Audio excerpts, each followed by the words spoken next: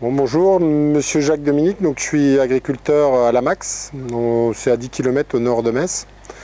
C'est une ferme en agriculture polyculture élevage sur 185 hectares. Il y a 150 en céréales et puis 35 en herbes, sur lequel il y a un troupeau de 40 charolaises. Et donc je suis en semi-direct depuis, notamment en blé ou en agriculture de conservation, en tout cas depuis mon installation en 95. Il n'y a plus de sol labouré depuis ce moment-là. En 2004, j'ai investi à l'époque dans un Unidrill, mais qui était bleu à l'époque. Et là, j'ai réinvesti dans un semoir Sky il y a 2 ans, en 4 mètres, sur l'assolement d'exploitation. Donc, j'ai laissé tomber qui était de tradition en Lorraine, le blé orge colza. Et maintenant, dans l'assolement, on rentre du maïs grain, du tournesol, des cultures de l'orge de printemps. Et aujourd'hui, on tourne avec 6 cultures, où le colza avait une prédominance il y a encore 10-15 ans, et aujourd'hui, c'est plus le cas.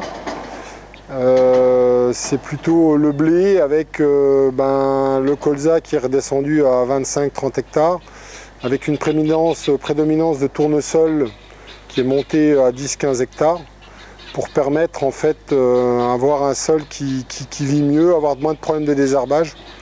Parce qu'on a beau dire, c'est quand même le souci dans le SD. Et donc du coup, pour la culture, alors pour en revenir, j'ai toujours cherché depuis 2004 où j'ai démarré à trouver une solution technique à chaque culture. Donc le blé est régulièrement semé en direct, que ce soit derrière maïs grain, derrière tournesol ou derrière colza. C'est une culture qui tolère bien le direct et il n'y a pas trop de soucis. Le colza est semé en culture associée avec de la févrole. J'ai parfois essayé d'autres techniques avec lentilles, févrole, lin. Je suis resté uniquement sur la févrole en culture associée qui m'a donné les bons résultats. L'année dernière, c'est la première année où il n'y a pas eu d'insecticide sur les colzas. Par rapport au couvert, je suis parti maintenant, je fais plus trop, comme il y a moins de crucifères dans l'assolement, moins de colza. Depuis 2 ans, je sème de la moutarde d'Abyssinie qui me donne un bon résultat, puis qui a un effet vraiment restructurant des sols, je trouve. Puisqu'on a un pivot qui descend parfois jusqu'à 25-30 cm et qui me plaît bien, associé avec de la févrole et puis des vesses. Et c'est un couvert agronomique qui me plaît bien. Pour les vaches, parfois je récolte les couverts, hormis cette année, tout le monde a subi la sécheresse de l'été, donc j'ai semé qu'une dizaine d'hectares pour les animaux avec un couvert d'avoine, moutarde d'Abyssinie, vesse et trèfle. Et là j'ai pas pu récolter le couvert, mais j'ai mis les genisses dans le couvert. Les 10 hectares pour 30 genisses, elles trouvent largement, ça fait 1 mois que j'ai nourri plus. Donc derrière viendra un tournesol, donc je peux me permettre de les laisser. Là on est fin octobre, on n'a encore toujours pas eu d'eau, je pense qu'elles vont y être encore un petit moment. J'avais le souci avant, j'avais déjà commencé le couverture associé avec la févrole. Et la févrole a besoin d'être enterrée beaucoup plus profond que le colza. Donc j'avais vraiment, j'étais un peu coincé pour semer le couvert. Donc je semais à 2 fois, je semais une première fois avec la févrole. Et puis j'avais un semoir monograine que j'avais équipé colza et puis je semais avec le monograine derrière. Et là, depuis le Sky, donc ça fait 2 ans, les semoirs le semoir équipé, j'ai les 3 cuves. Donc il y a une cuve qui a la févrole où j'enterre profondément. J'ai la petite cuve dans laquelle je mets le colza. Et puis je rajoute à tout ça 60 kg de 18-46 que je mets sur le rang. Donc ça me permet d'avoir un colza qui a de la patate au départ et puis de pouvoir bénéficier de la févrole qui a pour moi un effet insecticide, vu que là ça fait 2 ans, ça fait la première année où j'ai pas mis d'insecticide sur les colzas. Là j'ai remis du colza avec févrole, j'ai toujours rien fait, bien que certains aient déjà traité les charançons du bourgeon terminal. J'ai pas eu de problème d'altise non plus, donc ça va plutôt bien.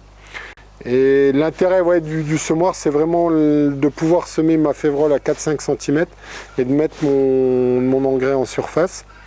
Alors je le fais aussi également pour les blés, mais pas dans la même démarche, où je mets tous mes engrais, en fait, du phosphore à du super triple, à 70 kg sur le rang. Et je pense que alors je ne sais pas si la technique va être avérée, pour certains peut-être pas, mais pour moi, pour l'instant ça fait la deuxième année, j'ai pas trop de retour ou de recul. Mais en tout cas, avant je tournais à 150 kg, je me dis que les 70 kg, le phosphore étant non difficilement déplaçable dans le sol, je pense que là, en le mettant au plus près de la culture, ça nous permet de réduire les doses et puis de mettre le engrais au plus près de la graine. C'est ce que je fais, je le mets à la même profondeur et pour l'instant, j'ai pas eu de problème. Je trouve que la distribution est vraiment précise et qu'on peut facilement passer rapidement d'une variété à l'autre et qu'on a une précision parfaite. Parfaite. J'ai vraiment pas eu de soucis en partant sur une quantité de départ sur une parcelle, en mettant toujours la marge de 5 à 10% selon si elle est en pointe ou bien carrée, mais j'ai jamais eu de gros problèmes de distribution et de volume à semer.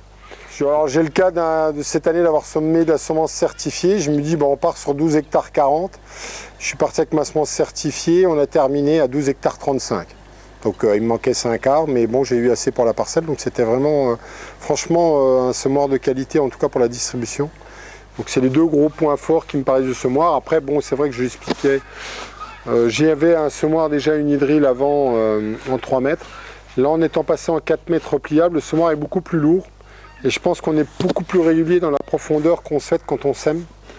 Et on a, le système tandem me plaît toujours bien et on a vraiment un bon résultat à la levée. Le niveau des réglages, je trouve que ça va assez vite c'est ce qui m'avait inquiété à l'achat parce que on avait un système de ressort là avant sur l'unidrill avec des petites cales. Là je me suis dit il va y avoir la clé, tout le truc. Et finalement, on va dire en 2-3 minutes on a changé la profondeur. Après je joue parfois sur le report au niveau du vérin, donc je change une cale.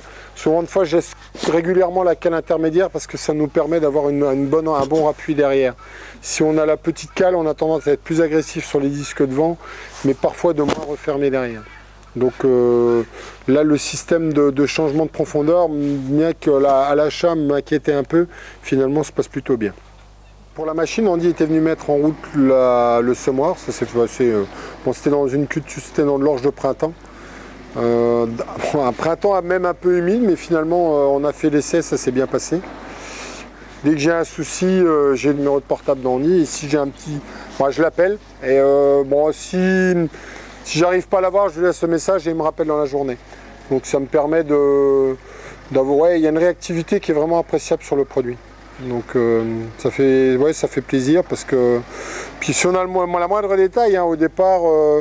Je ne savais même pas comment changer le dosage directement. Alors, si on sème un blé à 150 puis on se dit on est un peu trop moteux ou on trouve que c'est un peu frais dans du direct, qu'on veut monter à 160, ça posait aucun souci, on passait à 160 kg. Moi je pensais qu'il fallait tout reprendre, il me dit mais non, tu peux être écrit 160 kg puis c'est reparti. Donc je trouvais que ça c'était appréciable, pour la moindre petit problème, on avait une réponse assez rapide. Quand j'avais acheté le semoir l'unidrill en 2004, j'avais demandé une démo. Et c'était à l'époque M. de Kerville qui était venu faire la démo de l'unidrill. Son approche était déjà à l'époque, il avait un côté très pédagogue à nous expliquer comment il voyait la chose, comment il voyait la technique en semi-direct. Et j'ai plaisir à retrouver toute l'équipe Sky dans ses formations. Parce qu'on refait le point, parfois on a des déceptions, pas des déceptions, mais on trouve des choses un peu bizarre en semi-direct et puis moi on a l'opportunité d'en discuter avec lui puis on a forcément la réponse. Et je trouve que les formations, là il y en aura bientôt une le 6 novembre dans notre secteur. J'ai 2-3 points, on a, dans la technique on dépend du glyphosate donc on peut aussi évoquer ces sujets là puis en discuter avec lui. Et je trouve que la formation Sky aussi nous remet un peu dans le vif du sujet et puis je dis pas nous remotive parce que moi ça fait 14 ans que je suis dedans et puis ça se passe plutôt bien. Mais on a des réponses à des questions qui me plaisent.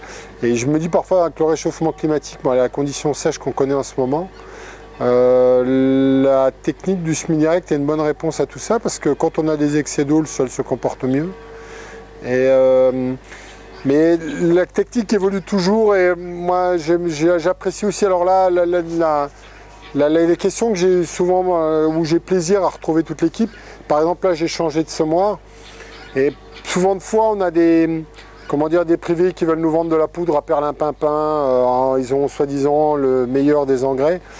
Et de retrouver l'équipe Sky et en débattre même avec eux, parce que forcément en ayant la double cuve et pouvant mettre l'engrais sur le rang, ça nous permet d'échanger sur ces nouvelles techniques, parce qu'il y a 10 ans on n'en parlait pas.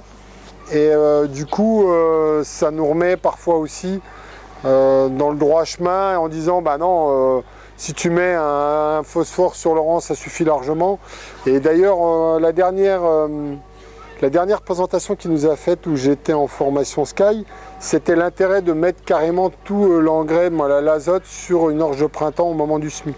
Alors que je n'y aurais pas pensé et je trouvais que c'était opportun d'avoir cette vue des choses, quoi.